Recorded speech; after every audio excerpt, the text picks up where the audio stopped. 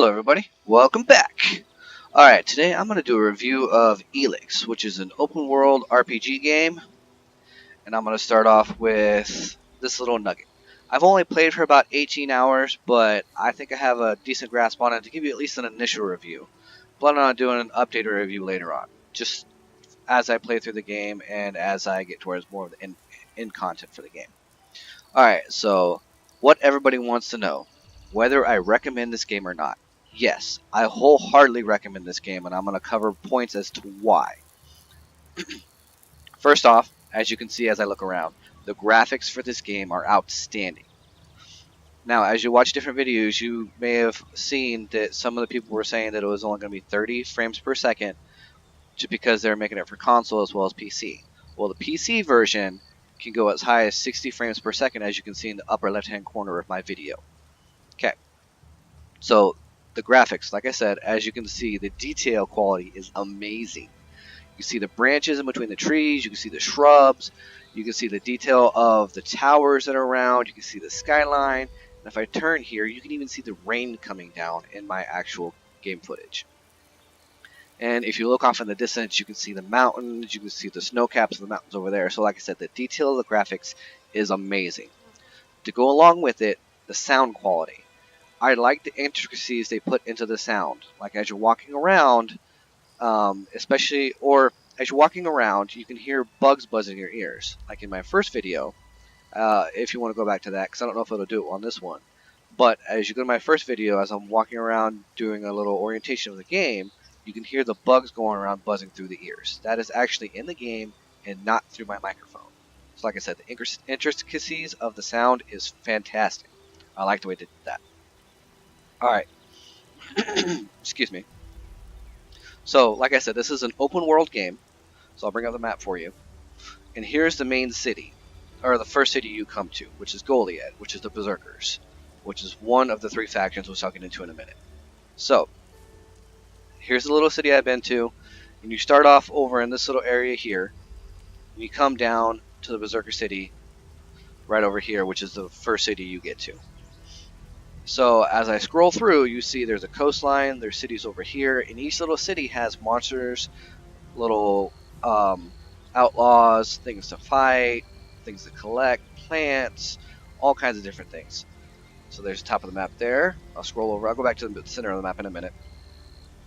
But as you can see, this map is gigantic. I actually scrolled way far out so you can see how it is. And for the storyline, this is where the comet impacted and the volcano erupted for inside of the game. And the storyline, if you go to my first video, like I said earlier, it covers a little more of the storyline so you can see what is actually going on. So that is the open world for the game. This thing, like I said, is gigantic with hours and hours of play. The 18 hours I've played, as you can tell, has mostly been in this area here. I have yet to actually go up towards where the snow is, go to the desert, or anything like that.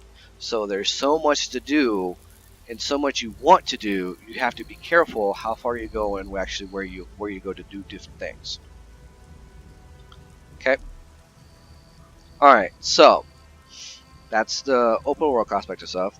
So the factions I was telling you about. If I go over here to my attribute screen, or abilities, I'm sorry, you have basic abilities and you also have faction abilities. So there's three factions inside of the game.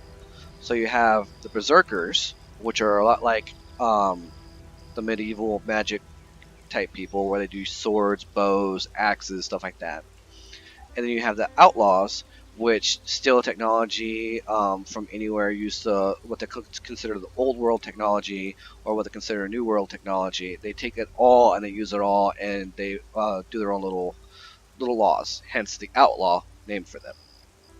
Then you have the Clerics, who are technologically advanced for the different factions. They're the most advanced in technology that you will find. So if you like high-powered armors, rifles, plasma weapons, all that, that's the faction to go to. Then you also have the different basic ability trees like combat, survival, crafting, and personality, which will help you throughout the game doing different things. Alright, so like I was saying, skill points or attributes has a basic 5 attribute system. strength, constitution, dexterity, intelligence, and cunning. Each one you put points into unlocks different abilities as you go over here to the different trees. So you have to kind of make sure that you look to see which one you want and go from there, because you only get so many attribute points, which is 10 per level. Okay? Now, as I mentioned Skyrim in here, so the different factions allow for different armors, technology, all that other stuff. Alright, so as you look, my armor looks like kind of like Skyrim armor. I've got a sword, all other stuff. So the berserkers are kind of like you would get from Skyrim. You have the swords, you have the magic, you have the bows, you have the axes. So if it has that aspect of stuff in it too.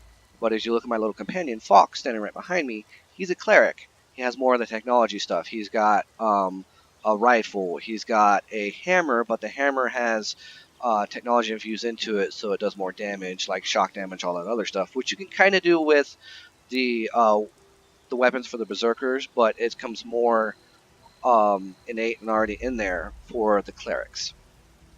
Then you also have aspects of Fable in here, where every decision you do has a repercussion. So some people like it, some people don't like it. Different factions like certain things, different factions don't like certain things, like the Berserkers. They hate technology.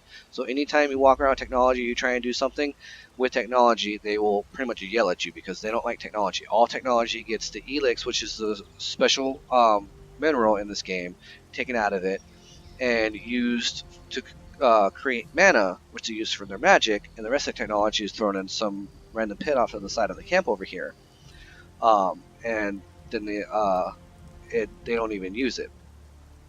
So, like I was saying, Fable aspects of it. Some people like things, other people don't like things. And as you talk to certain people, every action you do has a repercussion. So, some people like when you are kind of rude. Other people don't like when you're rude. It just depends on what they're doing and what they think of you.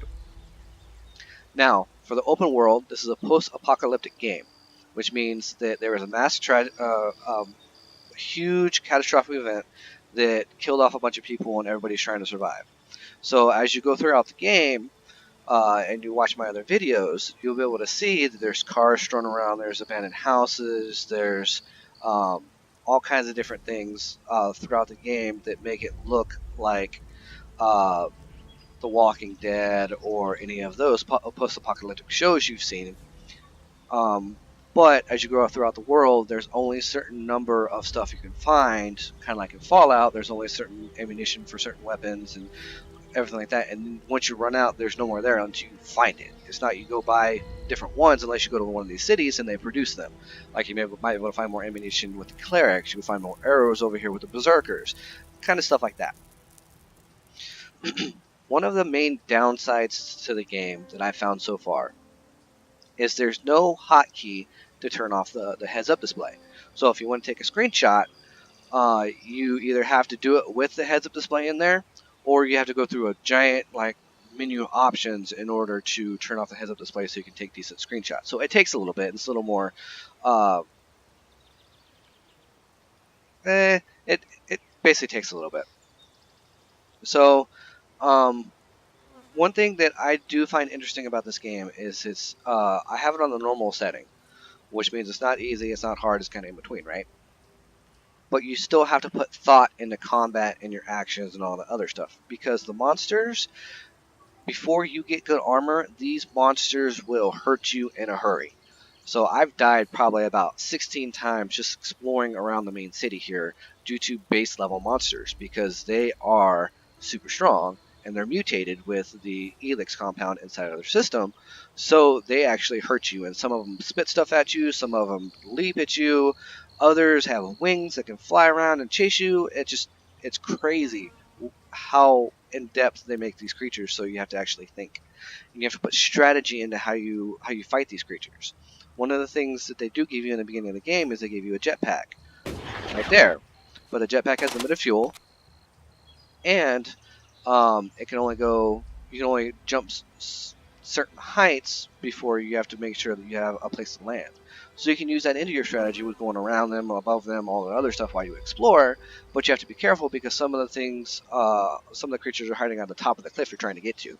So, like I said, you have to put a bunch of strategy and you have to save often. This is a save often game.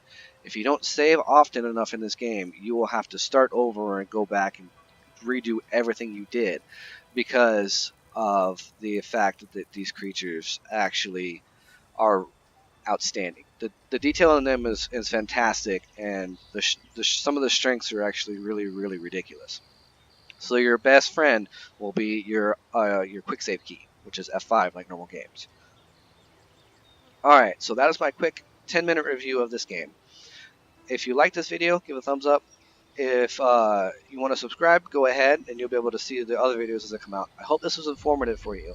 And like I said before, I really, really recommend this game. I've spent 18 hours running around doing mini quests, and I'm still barely around the first city.